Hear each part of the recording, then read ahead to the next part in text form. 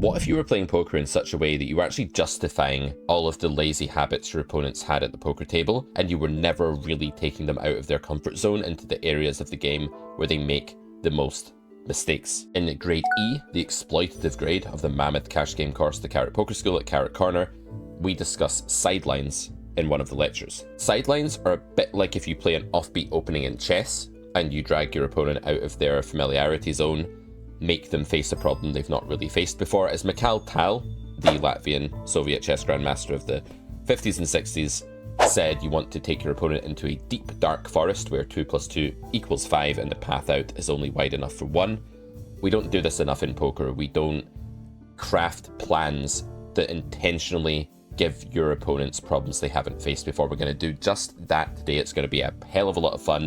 We're going to get into GTO Wizard. We're going to show you how to punish range bettors with a small flop raid strategy that is not the solver's first choice if you just run a normal sim, but it's a very good way to go. And we're going to do it on a board that people range bet all the time. You're going to have a lot of fun applying this. If this is something you would like to see a premium course on, not just for against range betting, but how to create these very difficult to handle lines in lots of spots and how to research them and apply them against the better regs in your game and, you know, increase your edge against those players.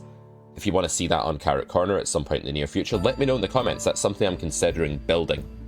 Let me know if it's something that you'd be interested in getting. Let's get to the video. Let's bash these range bets. Let's give our opponents a real headache.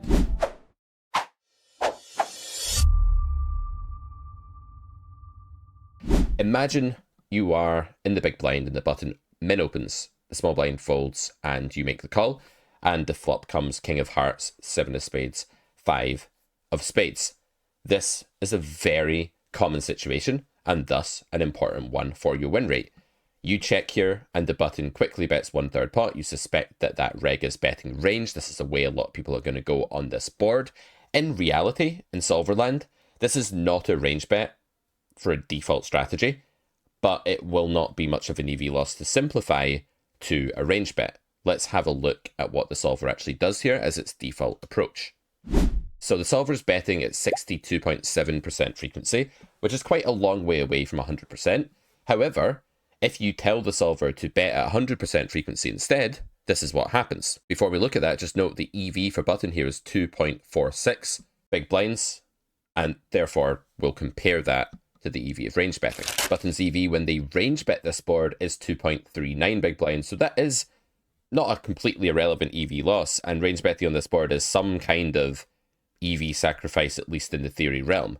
The thing is that in the real world, I don't think that EV loss really applies, and that's because the big blind player is going to play very passively against this and very rarely cause the button any problems.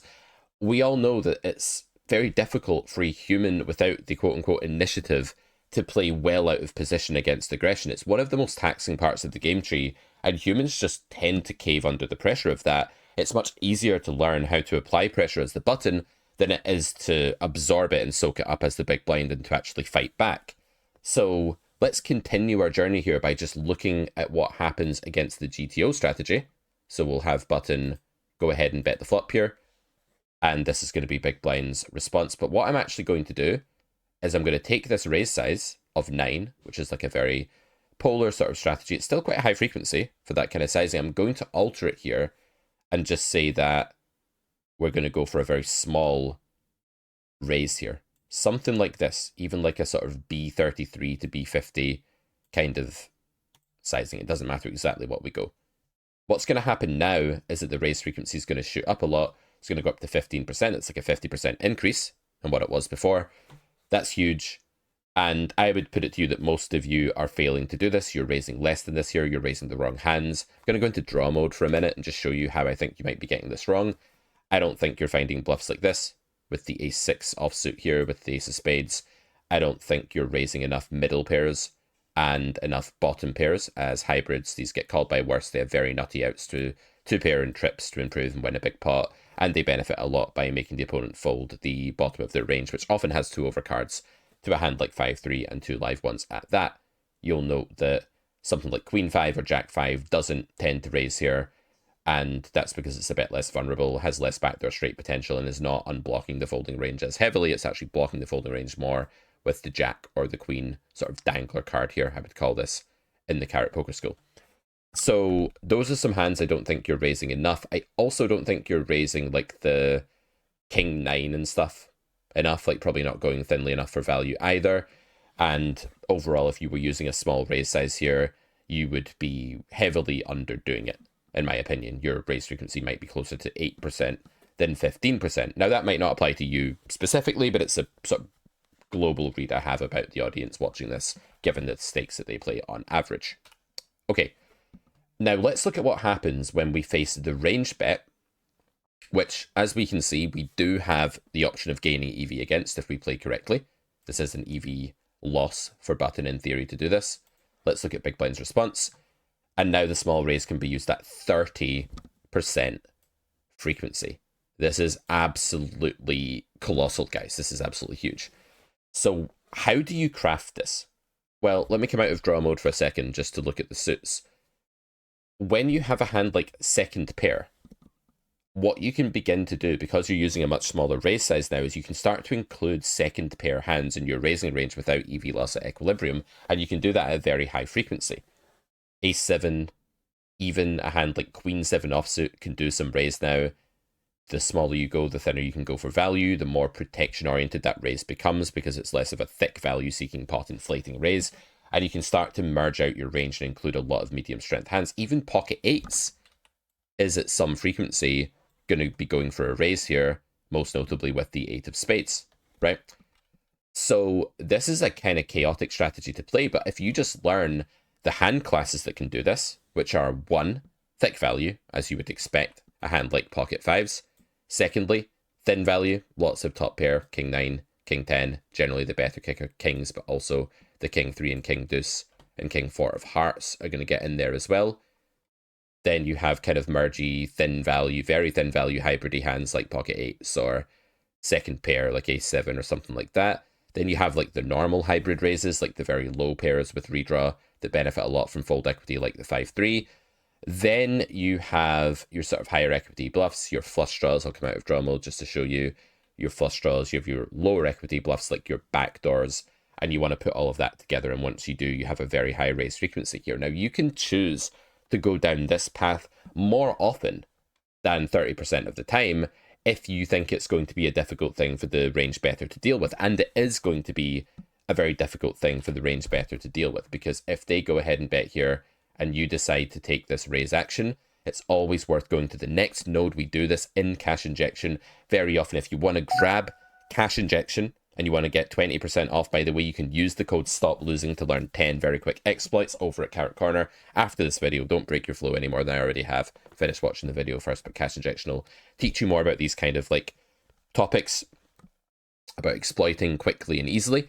So yeah, this is pretty counterintuitive, because to 3-bet the flop 8% of the time is not trivial, and you will find that a regular goes into call-only mode here very often. There'll be many regs that just don't have a raising range at all, and certainly aren't going to be making like thin value denial, like 3-bets with like the King Jack here. They're just not going to be doing that. They might find it with like pocket 5s, but they're very unlikely to find it with a hand like 5-4 suited as a hybrid / bluff, or 6-4 suited as a bluff, or anything like that. So they're going to call only for the most part, and that's going to help you over-realize your equity. They're also going to overfold, because it's deeply unpleasant to call ace-queen offsuit to a raise on the flop if you're not a studied reg. Some of the better regs will call that, right? But a lot of them won't. And if they ever start folding a hand like 4s or 6s or anything like that, they're going to be overfolding. So it's likely that they overfold under 3-bet. But it's not just that. I think the exploit here is just an overall skill edge of something that you're studied in. And I know you're not currently, guys, but you're going to be, right? Because after this video, you're going to know a bit more. And you're going to go off and start working in Wizard yourselves or something, and start planning out how to go on different turn cards and things like that. But the idea is, and we're going to do this on a stream actually very soon, we're going to like study the following nodes from taking one of these sidelines, one of these difficult to handle plays, and we're going to just drill like playing the turn when called. The most common node you're going to have to deal with here as the big blind is that button decides to call your raise and you get some turn card. And you can play around with different turn cards here, see what the GTO bot wants to use for its sizing. I'm in AI mode here of GTO Wizards, so it's pretty easy to see that. I'd start with a brick turn and go from there, because there's just like quite a few brick turns, maybe less so for this board, but in general there are. And you can see here it now just wants to pull out and start using overbets. And that's a fine way to go. Or you could make your strategy really convoluted and weird, and you could like build in a smaller bet now as well and start doing that. We'll leave that for now. We'll just go like kind of exploitative and weird on the flop here with the sideline, and then we'll play the turn like the solver plays the turn and just use B150. That's what it's doing, 18 into a pot of 12 here. And we'll have a look at how it's actually building this. And it's fairly simple. It's easy to play. You're going to overbet a lot of your draws that have high equity, like a flush draw, and some of your straight draws and stuff like that. And you're going to go ahead and value bet your nutted stuff. And you're going to check almost everything else, right? Like there's going to be... This is a much easier strategy to play than what you were playing before. But if you do this, my idea here is that we could tailor this to an assumption that we actually get more fold equity than we should now. And why is that? It's due to the concept of, what do I want to call this? It's a bit like you're a sheepdog herding. Let's call it herding. The concept of herding. You're the border collie, they're the sheep. And what you're doing is that by making that small flop raise, you're forcing them to defend much wider than they're used to defending, and they are just going to have to take quite a lot of weak hands to the turn now. Even if they overfold a bit, most of them are still going to realize that they need to take sixes to the turn here, right? Some of them won't. Some of them will make a very bad flop fold and lose a big blind, 1.4 big blinds in EV by folding sixes. But many of them will take that hand to the turn, and they will then end up overfolding. So if you leave someone's range wide on the initial street, and then you begin attacking on this street with an overbet, you're kind of going like small flop raise, suddenly a giant turn bet, which makes a lot of sense for your strategy and gives them a difficult problem to solve. You're then going to see, let's go for the bet action here, 18.8. How are they to defend against this? Well, at this part of the game tree, GTO is asking them, and I often like to phrase things this way, what's theory asking them to do at this point? It's asking them to fold mostly with like the bottom of their range, as you'd expect. Like there's a bit of call with queens there that's a little bit tricky to find. If they ever start folding a king, like at any real frequency, and they will, you know, people can get freaked out here. They're just not going to like the spot. They're going to put you on a set or two pair. Some people will fold a king. More than this, right? Because this is like a tiny frequency of king X folding. Like only the suited ones are folding. At some low frequency, the ones that block your bluffs, the other ones are like never folding. And if you get someone to fold king 10 here like a third of the time or something like that, or king 9 off like 25% of the time, you're already causing an overfold. They might not realize that like a flush draw can call because they're getting a very bad price, and they might not understand the concept of like river fold equity, position, and implied odds, and how that makes jack 10 of spades a call here. So they might overfold that. And it's also they overfold like a straight draw on the flush board, and, you know, reason that their outs aren't very good and stuff like that as well. Or they overfold some catcher like ace 5 that's just got very good blocker properties and to your value range and things like that. So it's very likely that an average reg is going to overfold this turn to an overbet, having called the flop, which means that if you're crafting the follow-up turn strategy here, you just err on the side of bluffing a little bit more, right? And then you create an edge there. But most importantly, let's go all the way back to the flop here. What you do when you build this very wide flop raise strategy, and you can take this raise line even more than the solver is, you go up to 40%, just like do it at a higher frequency with a lot of these mixes. You're avoiding a line that I guarantee you're playing very badly. And that line is facing turn bet. Because if we don't raise here, like we just call, and then the turn is that same deuce of clubs, I think you can get absolutely pillaged here if you're not careful on the turn and you haven't studied turn defense. So this is an overbet strategy by button, right? Like, let's say they use that, you face it in the big blind, and okay, this spot here, the main way you're going to probably go wrong is by folding some hand like ace7, ace5, king x, whatever. So like against the overbet, maybe it's not that difficult to play. But what people like to do is use a smaller turn bet, right? Like if you're playing 50 NL or something like that, you're actually going to see the button player not use this strategy, but use something that's actually 2x pot, right? Which is kind of easy to defend against, all things being equal. But you could fold top pair and freak yourself out, right? So 2x pot's a bit weird. But if they use like B75, something around that vicinity, I think you're way more likely to overfold now. And in a way that's really bad for you. You've got to overfold across the flop, the turn, and the river here if you're not studied and you're not careful. That's the default human reaction. That's why aggression in position is just very, very good. So what's going to happen here is that when button bets the B75 sizing, big blind is now tasked with calling lots of hands that don't look good to call. You've got to call, you know, 10s, 9s, 8s at a frequency, all the middle pair, loads of the bottom pair as well. And the only thing you can really pure fold here is like a very low pocket pair or some kind of, you know, ace high hand. So you can fold 4s, you can fold these hands up here. Apart from that, you're just not really going to be folding at that much of a frequency.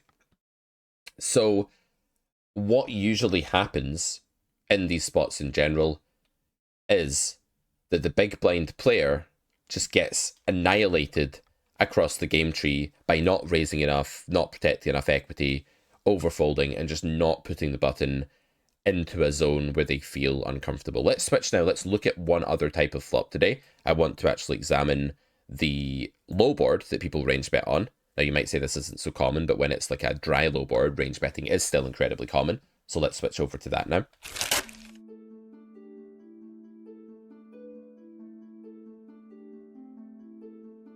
Okay, so in 9-3 Deuce Rainbow, the default plan for the button, and this might surprise you actually, is that you can bet 33% pot at a higher frequency than you could on the King 7-5, and that's really because the big blind is not doing two things as well on this board. Firstly, they're not drawing to as many hands that allow them to offset the pre-flop advantage of the button. The button has a lot of overpair, you know, King X, Ace King, aces and stuff on the King High board, but the big blind can go ahead and outdraw that very easily with a bunch of straight draws and flush draws and things like that. So there are way less runouts where button's range advantage is like really pure on the King High board that we looked at than there are on this one, where honestly jacks is just very likely going to be a 3-street hand on a ton of runouts. Aces is going to be a 3-street hand on almost all runouts.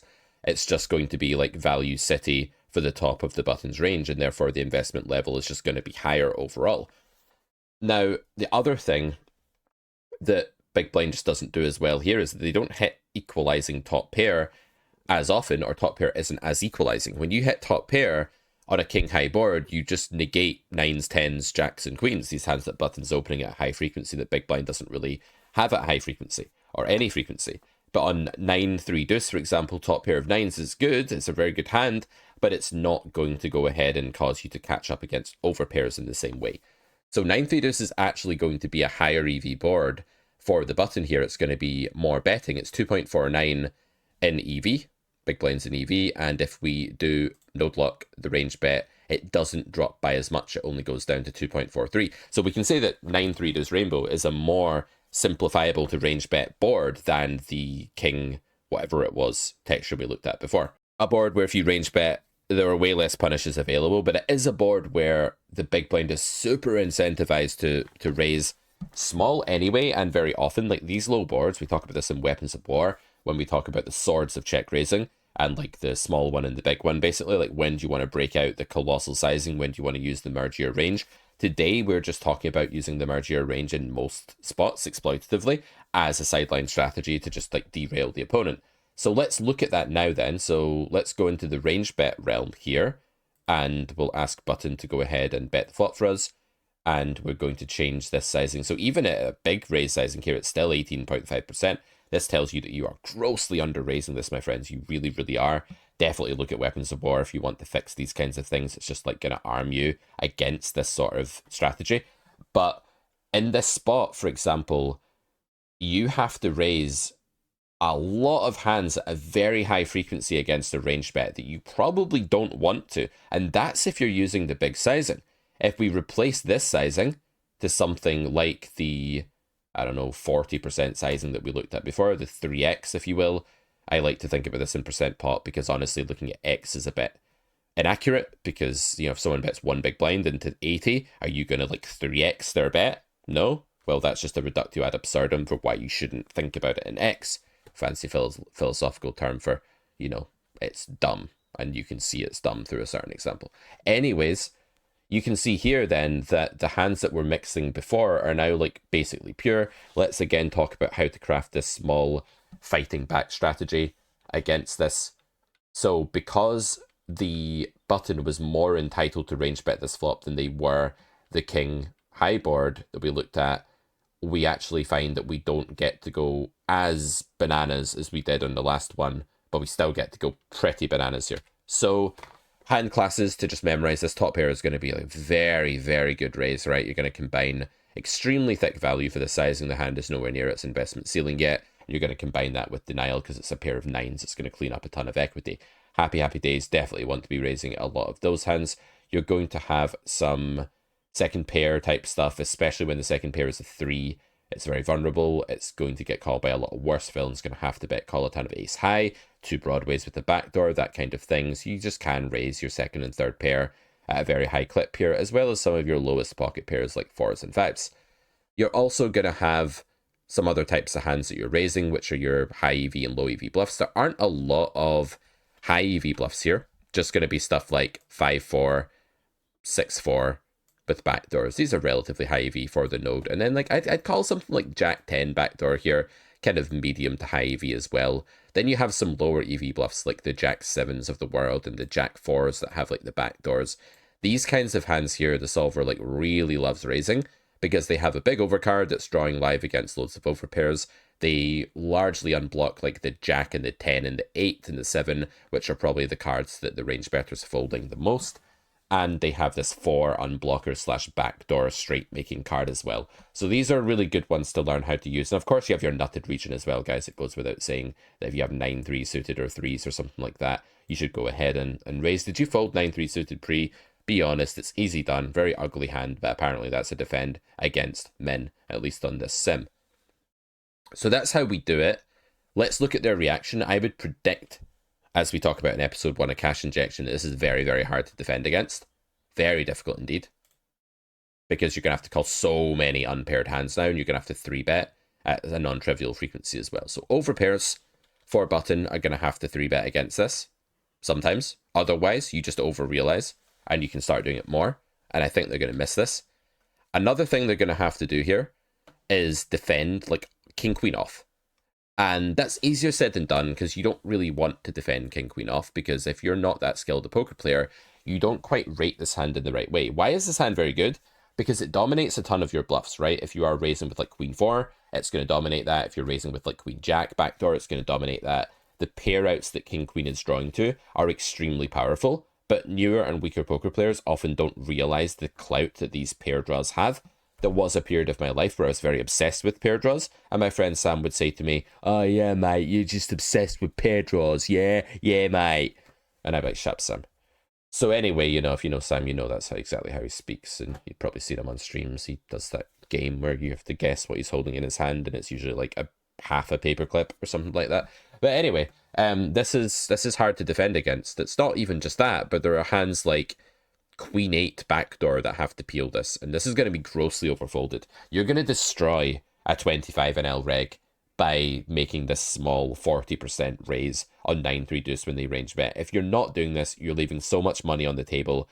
I don't want to do too much more of this for free, because I'm actually going to build a course out of this kind of thing. Imagine a course that has like 20 lectures all about a sideline strategy like this that's going to be effective against the way regs play in 2025. If you'd like to see that, tell me in the comments. I'm doing market research here. I'm giving you free content that's going to help your game, but I also would really appreciate it if you would tell me what kind of products I should make next, because that is the heart and soul of Carrot Corner. We are all about professional, high quality poker education for cash game poker. Check it out at carrotcorner.com, top link in the description. Use code STOP LOSING if you want to save 20%. We're going to deactivate that code fairly soon, so do get in there quickly with it, and I'll see you back here for some more YouTube content really soon. Bye for now, guys. Thanks for watching.